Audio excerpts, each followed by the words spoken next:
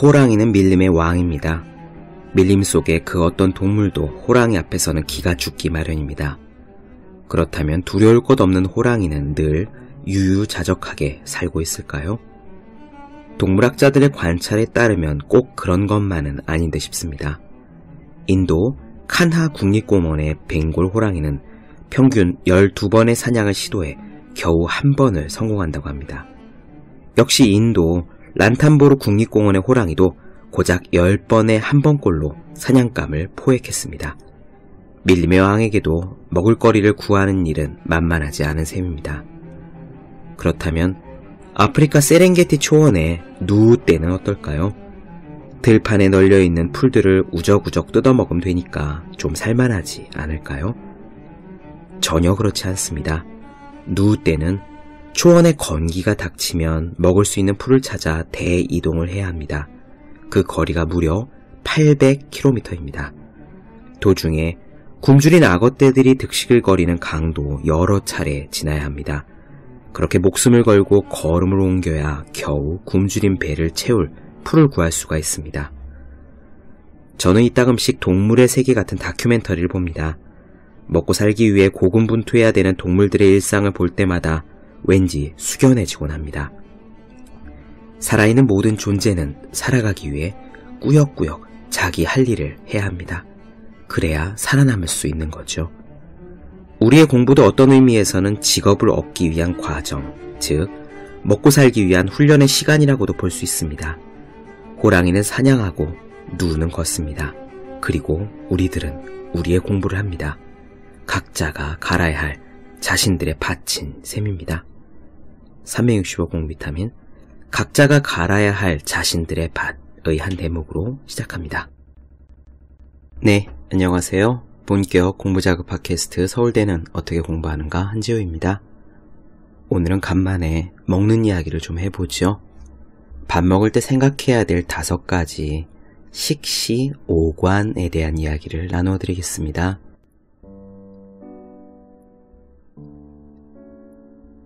우리가 생활을 영위하는데 기본이 되는 것은 의식주입니다. 그리고 그 중에서 제일로 시급한 것은 먹는 일이죠. 먹어야 산다는 당위 앞에서 빈부의 차이가 없고 사는 동안은 계속 먹어야 한다는 명제 앞에서 귀천의 구분이 없습니다. 소설가 김훈 선생님의 표현대로 있건 없건 간에 누구나 먹어야 하고 한 번 먹어서 되는 일이 아니라 때가 되면 또다시 기어이 먹어야 하는 것이 먹는 일의 본질인 셈입니다. 그러므로 생활을 영위하는 일에 있어서 한 가지 법도를 세운다면 그 중에서 가장 가깝고 가장 급한 것은 먹는 일에 대한 법도가 아닐까 합니다. 우리말로는 식사 예절이라고 하고 서양에서는 테이블 매너스라고 하지만 그 두 가지가 그 겉모양에 있어서는 다름이 있으되 양의 동서와 시대의 고금에 관계없이 마음가짐이 지향하는 바는 비슷하리라고 짐작해 봅니다. 할 일 없이 책장 여기저기를 산보하다가요, 재미있는 글귀를 만났습니다. 조선시대 사대부들의 밥상머리 교육으로 쓰인 지침입니다. 규합총서라는 책에 실린 식시오관이라는 글입니다. 규합총서 이야기 먼저 잠깐 해보죠. 규합총서는 조선시대 여성 실학자 빙허각 이씨가 지은 책입니다. 조선 후기였어요. 여성이 공부하기 힘든 시대였지만 이 빙허각 이씨에게는 나름 행운이 따랐나 봅니다. 그녀는 실학자 가문에서 태어났고요. 15살에 자기보다 3살 연하의 남편을 맞았는데 그 남편 역시 실학자였습니다. 당시 사회에서 실학은 다소 진보적인 학문에 속했기 때문이었는지 본가에서나 시댁에서나 그녀의 학문적인 재능을 단지 여성이라는 이유만으로 완전히 무시하지는 않았습니다. 덕분에 그녀는 어렸을 때도 글을 배웠고 평생 동안 공부와 저술을 계속할 수도 있었습니다. 남편하고도 학문적인 동지관계를 이어갔다고 합니다. 같이 책을 읽고 의견을 나누고 시를 교환해서 보고 그랬던 거죠. 요즘 세상에도 흔하지 않은 이상적인 학자 부부였던 셈입니다. 한 걸음 더 나아가서 그녀는 시동생이었던 서유구를 직접 가르치기도 했는데요. 서유구는 훗날 구황작물인 고구마를 우리나라에 들여온 대농학자가 되었습니다. 천하의 영재를 얻어서 가르친다는 것이 맹자가 말한 군자의 3가지 즐거움, 군자 3락 중에 하나인데요. 이것까지 맛보았으니 공부에 있어서 그녀는 여성의 한계를 훌쩍 뛰어넘어 나름 큰 복을 누린 셈인 겁니다.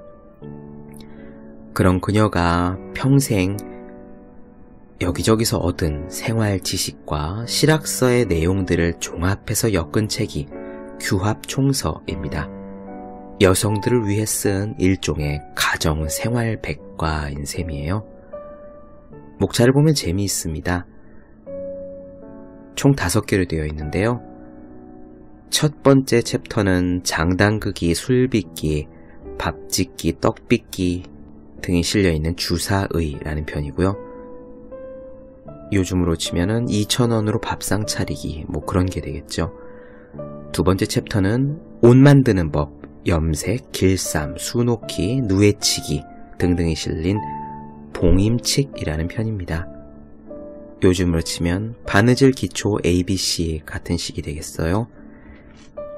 그리고 다음 챕터는 농작가 원예 가축 치는 법이 실려있는 산가라, 네 번째 챕터는 태교, 육아, 구급방, 약물 등이 실린 청랑결이 되겠습니다. 삐뽀삐뽀 119 정도 되겠네요. 마지막으로 부적을 그리는 법, 귀신 쫓는 법 등이 실려있는 술수략이 되겠습니다.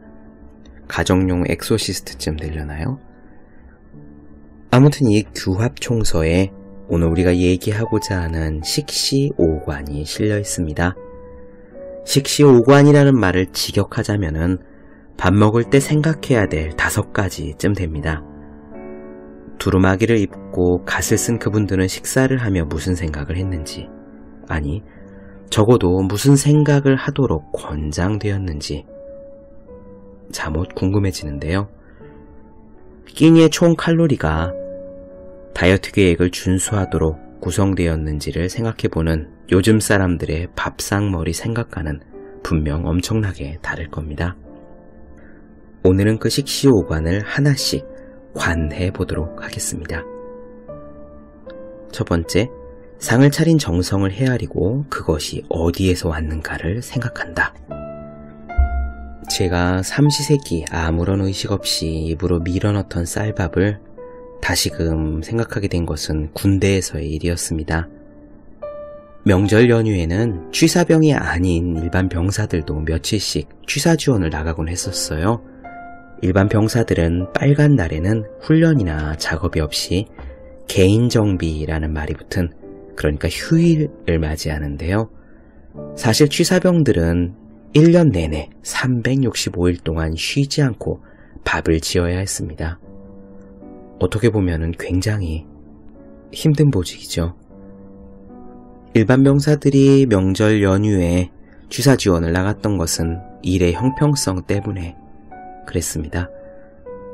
수백 명분의 밥과 수백 명분의 국과 수백 명분의 돼지고기 볶음을 만드는 작업이 그렇게 힘든 일일 줄은 저는 정말 그전에는 꿈에도 몰랐습니다. 용광로처럼 뜨거운 솥을 들고요. 정말 철퇴처럼 무거운 주걱으로 밥을 뒤집는데 더하고 덜할 것도 없이 문자 그대로 진짜 힘들었습니다. 그때가 딱 한여름이었기 때문에 더 했을 겁니다. 땀이 흐른다라는 정도가 아니라 아예 비를 맞은 사람처럼 옷은 완전히 젖은 상태였습니다. 철이 없었던 저는 그제서야 태어난 뒤 처음으로 밥을 만드는 사람의 노고를 온몸으로 느꼈습니다. 하루 3끼 먹는 군대 짬밥과 1,000원짜리 몇 장을 건네고 쉽게 먹은 고시식당 밥과 메뉴가 별로라고 툴툴거리며 우겨넣었던 학생회관의 밥과 따뜻한 밥이든 찬 밥이든 평생 말없이 식탁을 차렸던 엄마의 밥을 생각했습니다. 상을 차린 정성을 헤아리고 그것이 어디에서 왔는가를 떠올리면 절로 감사한 마음이 듭니다. 이 밥을 짓고 이 반찬을 볶고 이 배추를 소금물에 절일 생각을 하는 겁니다. 그 수고로움이 살과 뼈에 사무쳐서 거친 끼니와 휑하게 빈 밥상도 하나하나가 귀하게 보이는 겁니다. 둘째, 자신의 덕행을 살펴보아 밥을 먹을 자격이 있는지를 생각한다. 백장선사라는 중국 당나라의 고승이 있습니다. 90살이 넘도록 손에서 괭이를 놓지 않고 직접 일을 했다고 하죠. 하루는 스승의 몸을 염려한 제자들이 선사의 괭이를 감추고 내놓지 않았습니다. 그래서 어쩔 수 없이 백장선사는 그날 일을 안 하고 쉬었는데요. 밭일을 하지 못한 선사는 일일부작 일일불식, 하루 일하지 않으면 하루 먹지 않는다 라고 말하고는 종일 공양을 받지 않고 참선만 했다고 합니다. 우리는 매일 밥값을 하고 있을까요?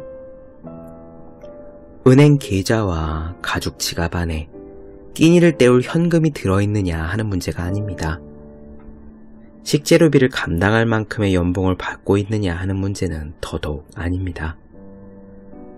경제성장이 해를 거듭하면서 적어도 지금은 신문에서 오늘의 쌀 시세를 보지 않아도 되는 세상이 되긴 되었습니다. 하지만 5000년 전에 우리와 같은 DNA를 지녔던 호모사피엔스가 매머드를 찾기 위해 얼음이 덮인 평원을 며칠씩 걸어가면서 귀하게 획득한 먹을 자격과 100년 전 우리네 할아버지의 할아버지가 이 땅의 춘궁기에 흙을 캐고 나무 껍질을 벗기며 귀하게 획득한 먹을 자격과 40년 전 우리의 어르신들이 평화시장의 좁아 터진 작업 공간에서 하루 15시간씩 미싱을 돌려가며 귀하게 획득한 먹을 자격 앞에 우리 역시 부끄럽지 않게 이런 식으로 이야기할 수 있을까요? 조금 나은 시대에 태어나 끼니의 굶을 걱정은 덜었지만 그래도 늘 밥값은 하며 먹고 있노라고 말입니다. 세 번째, 과하게 먹고 싶고 만난 것을 탐하고 싶은 마음을 절제하는 법도를 생각한다. 배불리 먹고 싶고 맛나게 먹고 싶은 것은 사람의 본성일 겁니다. 맛있는 음식을 대접했을 때 싫다는 사람을 저는 지금까지 보지 못했습니다. 사람은 이빨로 자기 무덤을 판다 라는 속담이 있을 정도로 과식하고 탐식을 경계하는 목소리는 정말 아득히 오래되었지만 우리를 유혹하는 미식의 물결이 거리를 홍수처럼 뒤덮은 요즘에는 특히 그 말의 무거움이 더 깊게 느껴집니다. 일본의 전설적인 관상가 미즈노 남보쿠는 탁월한 실력으로 엄청난 부와 명예를 누렸습니다. 말년에 그의 저택에는 커다란 창고만 7동이 있었고요. 일본 조정으로부터 대일본이라는 파격적인 칭호도 받았습니다.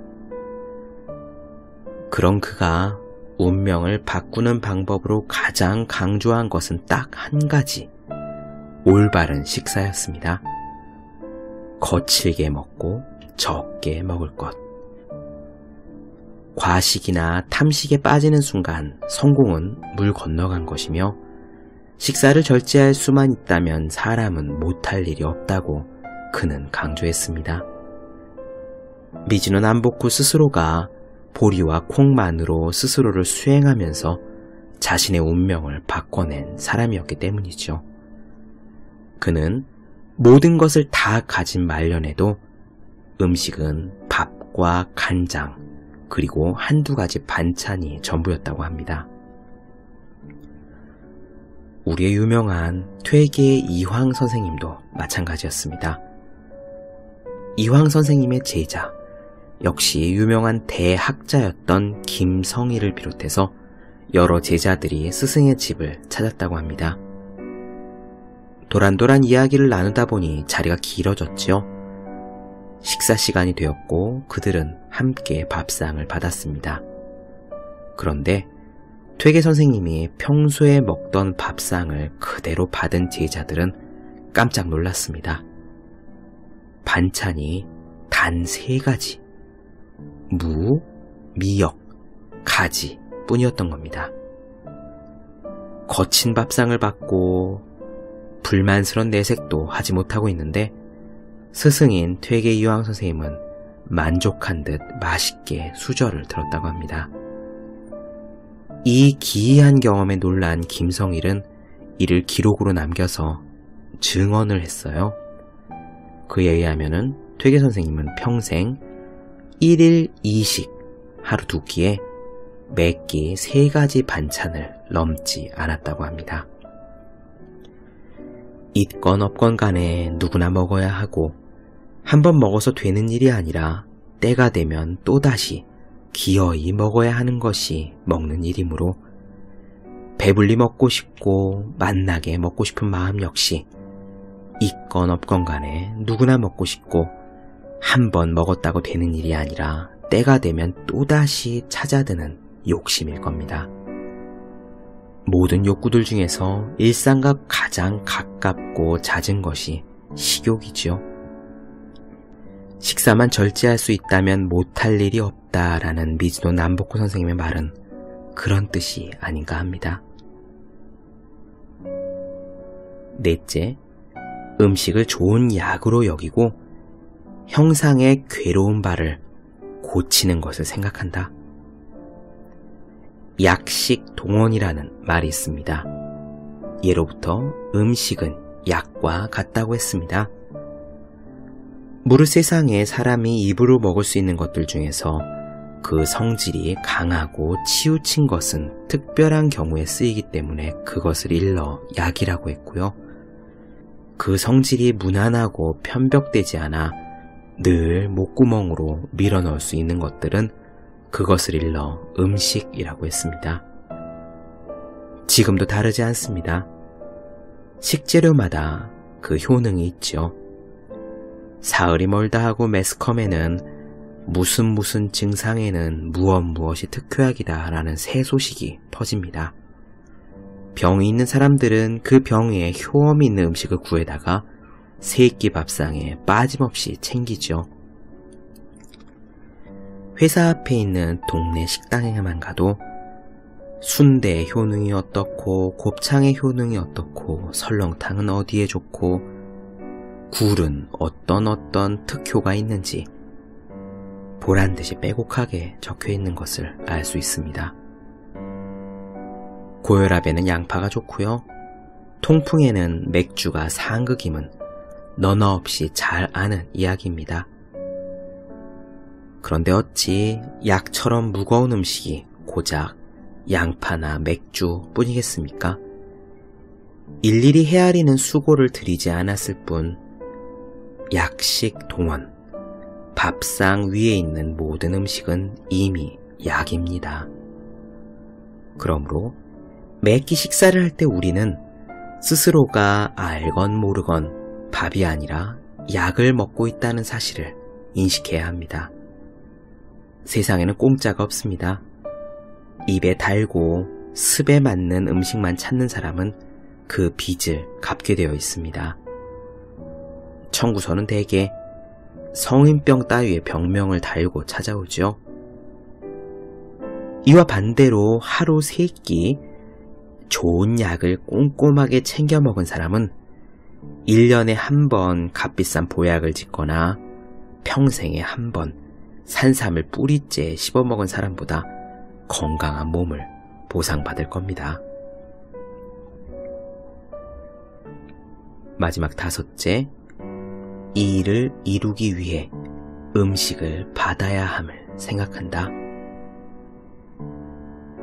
고등학교 때로 기억합니다. 수학 선생님이 수업 중에 이런 질문을 던지셨어요. 사람은 살기 위해 먹는 걸까? 아니면 먹기 위해 사는 걸까? 그때는 고민 없이 당연히 살기 위해 먹는 것 아니야? 라고 생각했는데 세월이 지나 이제 밥벌이를 하다 보니 무게추가 반대쪽으로 기우는 것 같습니다. 우리는 잘 살기 위해 음식을 먹는 것이 아니라 보다 잘 먹기 위해 살고 있는 것이 아닐까? 수험가에서 경험한 일입니다. 수험생들은 독서실과 학원을 오가는 일상이 풍성하지 않기 때문에 거기서 결여된 풍성함을 노리고자 식사의 풍성함에 민감합니다. 오후 5시에 저녁 식사를 오픈하는 학생식당 앞에 4시 50분부터 사람들이 기다리는가 하면요. 삼겹살 대이니 반개탕 특식이니 하는 귀한 메뉴가 제공되는 식당 앞에는 마치 텔레비전에 갓 방영된 맛집처럼 수험생들이 줄을 서 있습니다. 여러분들이 만약 가격 대비 최고의 식사를 보고 싶으면은 노량진에 있는 고시식당에 가보십시오. 5,000원짜리, 아마 제 기억에 4,500원이었던 것 같은데 그 가격에 진수성찬이 어디까지 가능한지 극한까지 구경할 수 있습니다. 반찬의 가짓수가 수도 없고요. 스스로 끓여 먹을 수 있는 무한 리필 라면도 산더미처럼 종류별로 쌓여 있고 잼과 곁들여 있는 토스트 그리고 식혜 같은 후식은 보너스입니다. 하지만 그렇게 양껏 풍요로움을 누린 후에 책상으로 돌아와 꾸벅꾸벅 졸고 있노라면 자책감에 휩싸이기 마련입니다. 살기 위해 먹은 것이 아니라 먹기 위해 산 거죠. 먹는 낙마저 없으면 어떻게 힘든 공부를 버티겠냐고 반문하긴 하겠지만 먹는 낙을 찾아서 긴 줄 끝에 서 있는 동안은 분명히 이 일을 이루기 위해 음식을 받는 사람에서는 멀어진 겁니다. 제 아우가 이런 이야기를 한 적이 있습니다. 대학원 연구실에 처음 들어갔을 때 놀랐답니다. 아침나절에 지도교수님이 자리에 앉으면 저녁 무렵 퇴근 시까지 자리를 뜨지 않으셨대요. 한 번에 서너 시간을 쭉쭉 앉아서 연구를 하고 잠깐 화장실에 다녀온 후에 또 서너 시간을 쭉쭉 앉아서 연구를 하셨답니다. 그러면 식사는 어떻게 하느냐? 집에서 과일이나 샌드위치 혹은 비스켓 몇 조각을 싸와서 공부하는 틈틈이 해결하셨다고 합니다. 정말 대단하고 정말 신기하게 생각했는데 외국으로 교환학생을 나갔더니 이해가 되더랍니다. 그곳의 대학원생들은 그렇게 간단한 요깃거리를 가지고 도서관에 들어와서요. 아침부터 저녁까지 쉬지 않고 공부를 했답니다. 교수님도 아마 유학 시절에 그런 습관을 들이셨겠구나 싶었습니다. 얼마나 먹어야 하는지 또 어떻게 먹어야 하는지는 물론 사람마다 다릅니다. 하고 있는 일이나 육체활동의 강도에 따라 차이가 있을 겁니다. 그렇기 때문에 얼마나 또 어떻게 먹는 것이 적절한 것인가 하는 점은 일률적으로 말할 수는 없는 노릇입니다. 하지만 저는 잘 살기 위해 음식을 먹는 것을 생각할 때 어느 유명한 연예인 부부의 일화가 떠오릅니다. 그들은 탑 배우 부부였습니다. 정말 이름만 대면 알만한 탑스타입니다. 장거리 비행기를 탔습니다. 8시간이 넘는 비행인 경우에 대개 식사가 2번 나오죠. 그리고 비행기를 타는 사람들의 가장 큰 낙은 기내식입니다. 아마 이 이야기는 그 부부 근처 자리에 앉았던 승객이 전한 목격담일 겁니다. 비행하는 동안 그 부부는 기내식을 먹지 않았대요. 여자 쪽은 아무것도 먹지 않았고 남자 쪽은 아내가 준 방울토마토를 약간 먹었다고 합니다. 12시간의 비행 동안 말이죠. 그들 부부가 먹은 방울토마토, 그리고 그들 부부가 먹지 않은 기내식이야말로 잘 살기 위해 음식을 먹는 행동이 아닐까 싶었습니다. 이상으로 밥을 먹을 때 생각해야 할 5가지 식시오관을 살펴보았습니다. 다시 한번 정리해볼까요? 첫째, 음식을 만든 사람과 음식이 온 곳을 생각하라. 둘째, 밥 먹을 자격이 있는지 생각하라. 셋째, 맛있는 음식, 배부르게 먹고 싶은 마음을 절제하라. 넷째, 음식을 약으로 생각하고 먹어라. 다섯째, 일하기 위해 먹는다는 것을 잊지 말라. 다시 한번 말하지만 생활을 영위하는 데 기본이 되는 바는 의식주고 그 중에서 제일로 급한 것은 먹는 일입니다. 그러므로 생활에 시급한 법도를 세우고자 하면 먹는 일이 우선일 겁니다. 식시오관을 읽고 깨달은 바가 있는 분들은 먹는 일의 법도를 근본으로 삼아서 거친 밥상이라도 귀한 약으로 알고 옷깃을 여미며 달게 받아들이면 어떨까요? 저 역시 촌농처럼 늘어진 아랫배를 보며 반성하고 또 반성해 봅니다.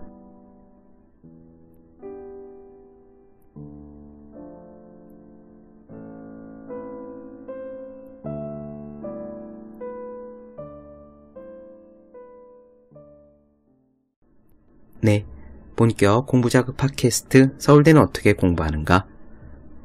오늘은 밥 먹을 때 생각해야 할 5가지 식시오관에 대한 이야기를 나눠드렸습니다. 더 많은 이야기가 궁금하신 분들, 질문사항 있으신 분들은 제 네이버 블로그 허생의 즐거운 편지 혹은 다음 카카오 브런치 한재우의 브런치를 찾아주시면 되겠습니다. 그리고 매일매일 공부하시는 분들, 또 여러분 주변에 매일매일 공부하셔야 되는 그분들을 위해서 하루에 한 페이지씩 읽고 의욕을 북돋는 책 365 공부 비타민을 선물해 주시면 좋을 것 같습니다. 오늘은 여기까지 할게요. 저는 다음 시간에 뵙겠습니다. 여러분 모두 열심히 공부하십시오. 저도 열심히 하겠습니다.